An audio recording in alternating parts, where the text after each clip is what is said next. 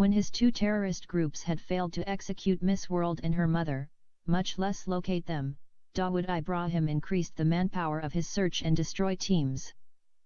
He ordered each of the 6 cell heads to leave no stone unturned in the search for the new Miss World, who dared to call the Prophet Muhammad my foot and who had threatened to spit on the Holy Quran.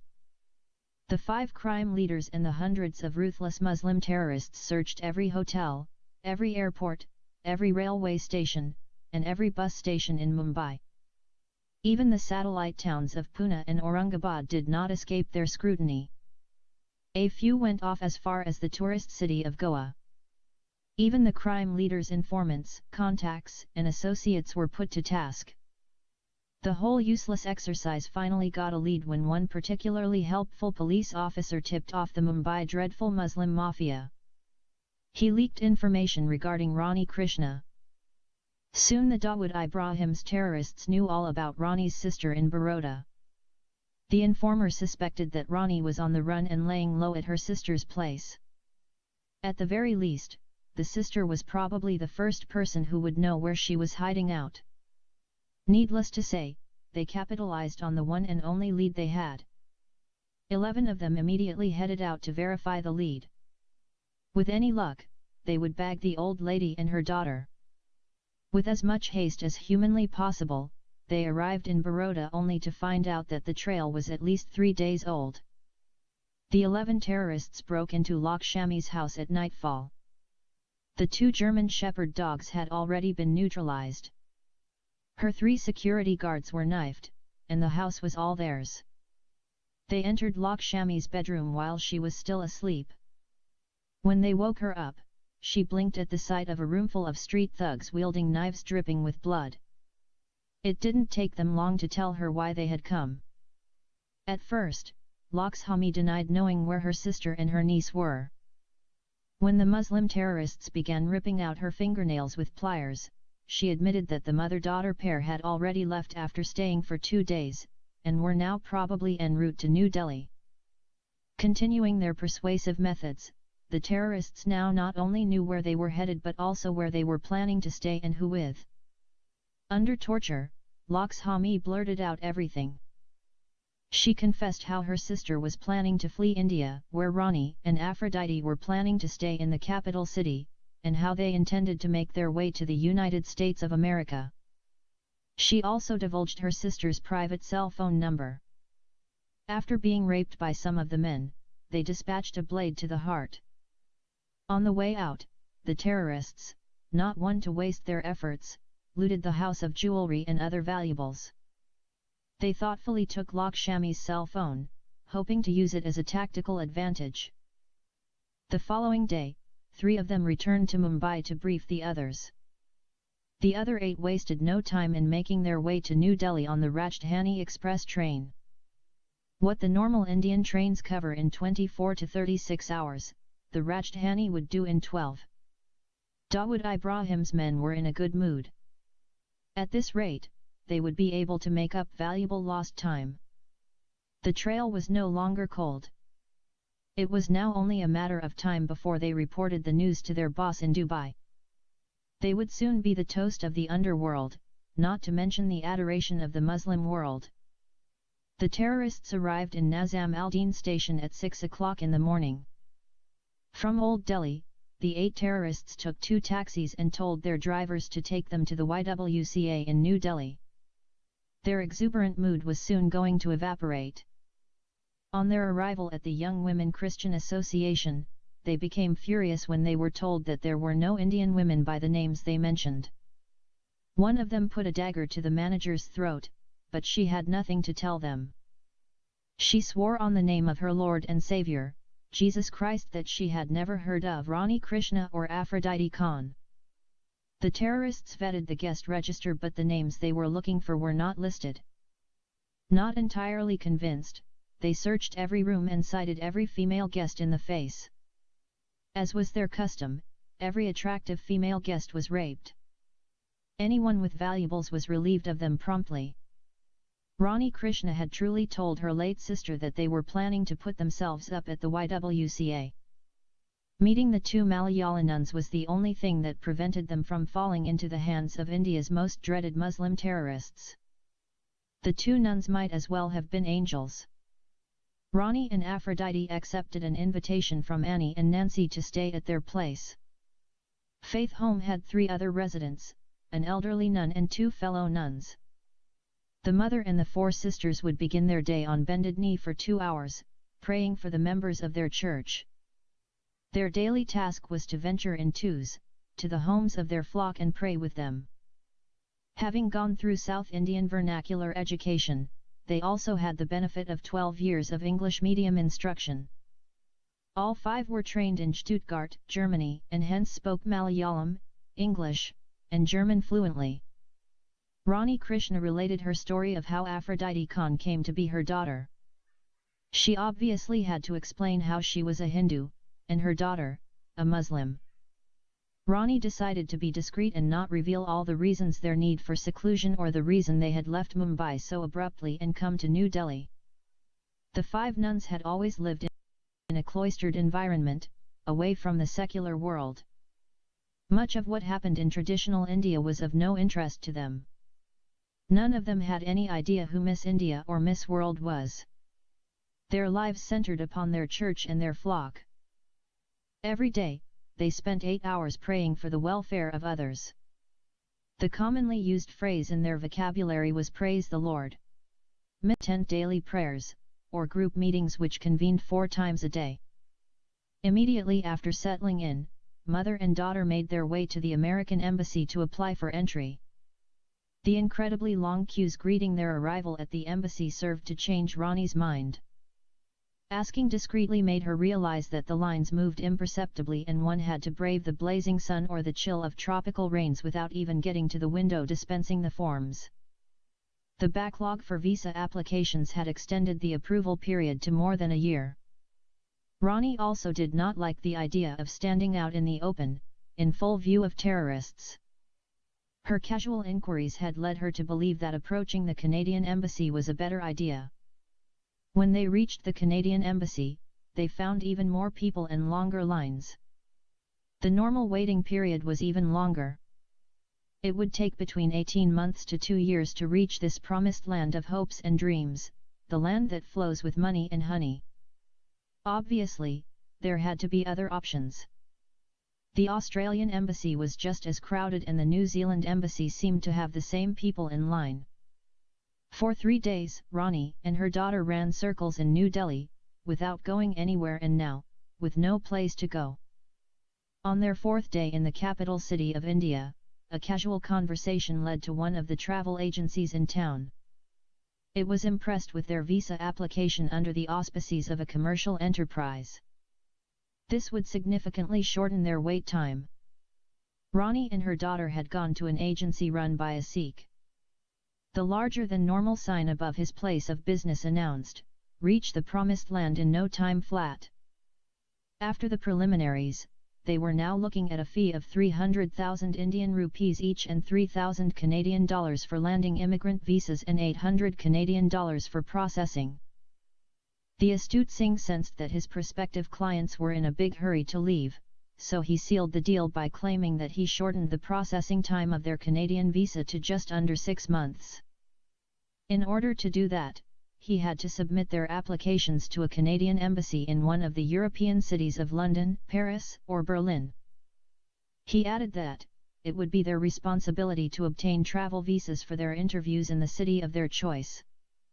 Noting their agreeable looks, he quickly advised that incidental costs of air tickets, food, and accommodations would of course, be extra. However quirky the name, Rani thought, "Reach the promised land in no time flat," might just give them the tickets they needed out of India. The plan began to take form in her head. They could just travel to a European city as tourists, and lay low for 6 months. Instead of paying 600,000 Indian rupees to the Sikh and waiting 6 long months in a hostile city, they might as well hop over to Europe and apply for their immigration visas by themselves. Rani and Aphrodite left the travel agency without paying a single rupee. From there, they took a taxi and headed to the German embassy. Fortunately, Germany is not a popular emigration destination for Indians, and they managed to fill in the requisite forms and apply for their visiting visas.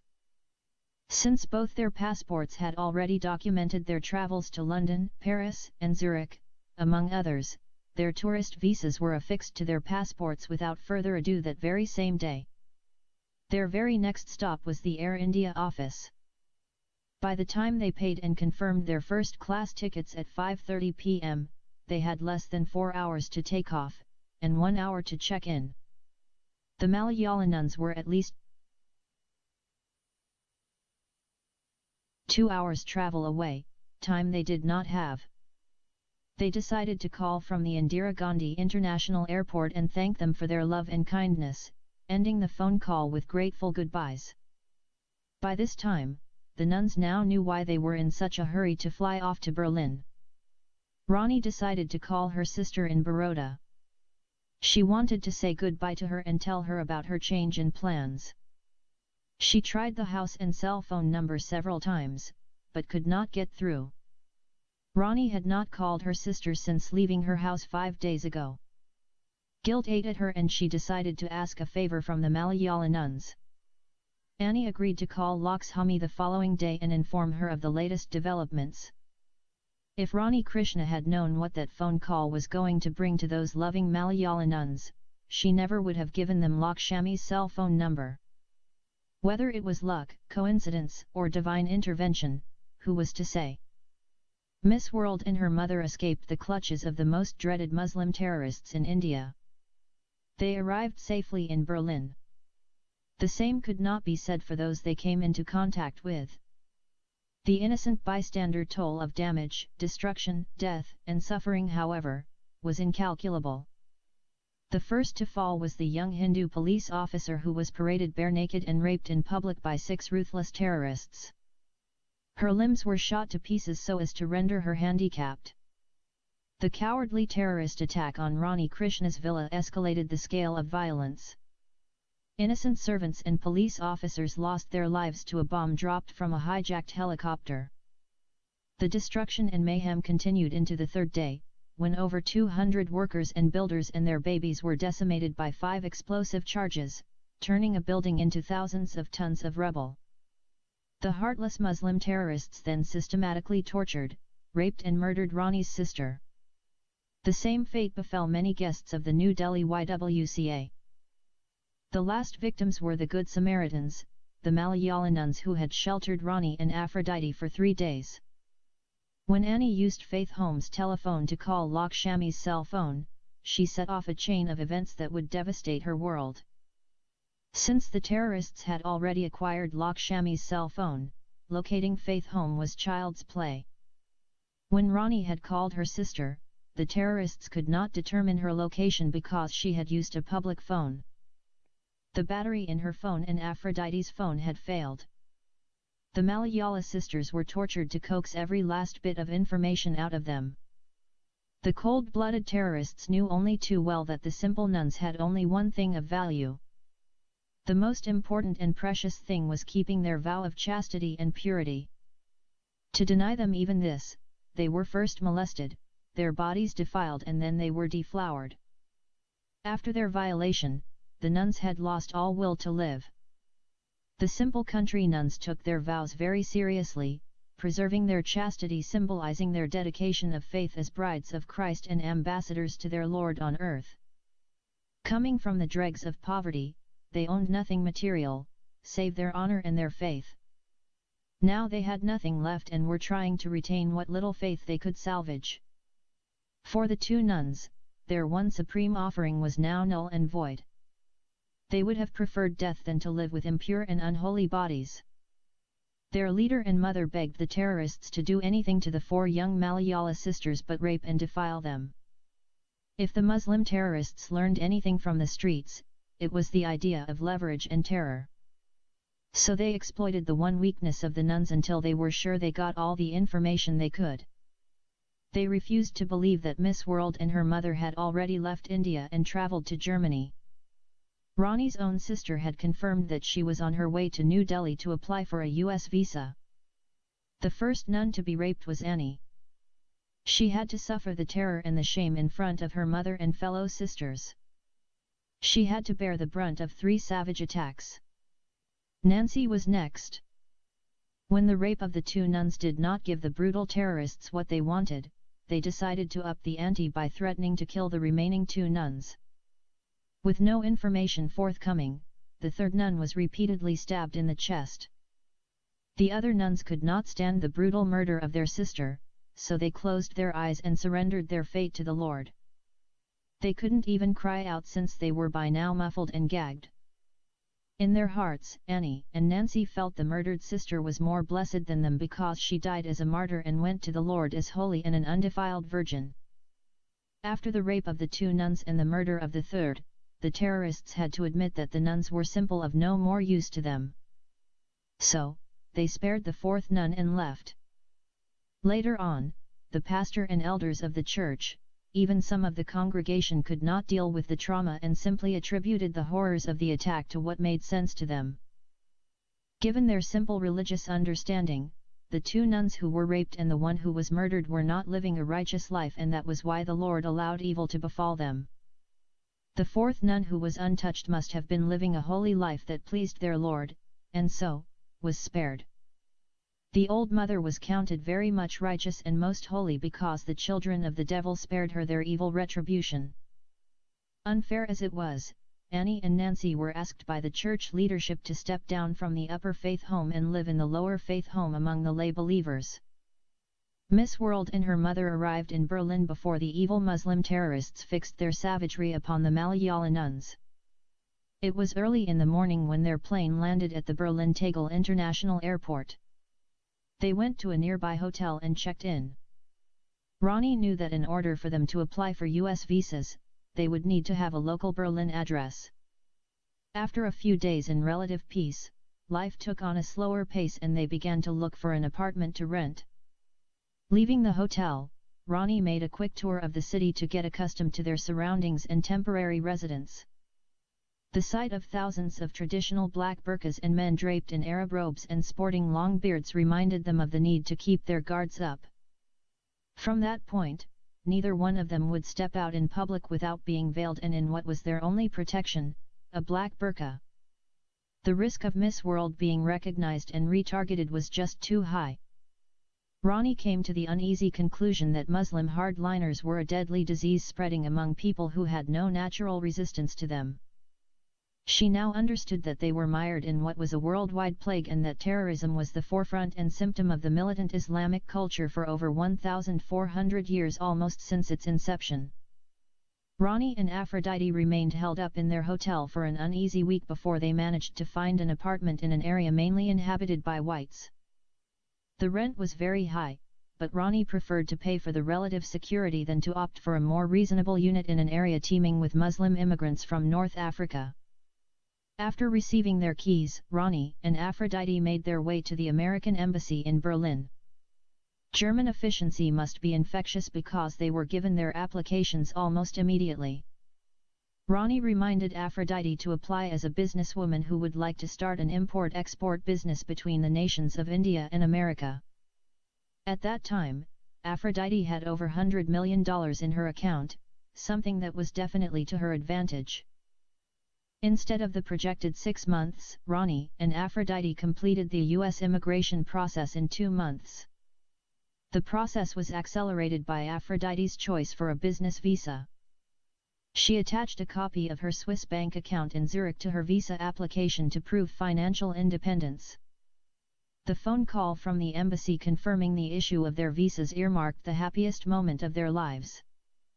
As instructed, they made their way to the embassy to fulfill yet another immigration requirement, complete medical checkups. When they reached the embassy, they obtained the needed forms from the bursar. They were told that the issue of their visas would depend on the results of their medical checkups. They were also told that their visas were contingent on police clearance, pending a report from Mumbai police. Ronnie and Aphrodite went to a medical doctor sanctioned by the American Embassy. The results were received after 2 weeks by the medical team at the embassy. With an OK police clearance from Mumbai and an official clean bill of health, their immigration visas were finally issued. With their visas in hand, mother and daughter approached the nearest airline office and booked their flight. Their trip to the United States of America was scheduled 11 days after the issuance of their visas. Ronnie decided to fly with her daughter to Cambridge, Massachusetts, where her nephew, Rahul Patel, was studying. She decided to surprise him and start arrangements for their marriage as soon as possible. Her sister and her had agreed that if both Rahul and Aphrodite consented, then the wedding should be held immediately.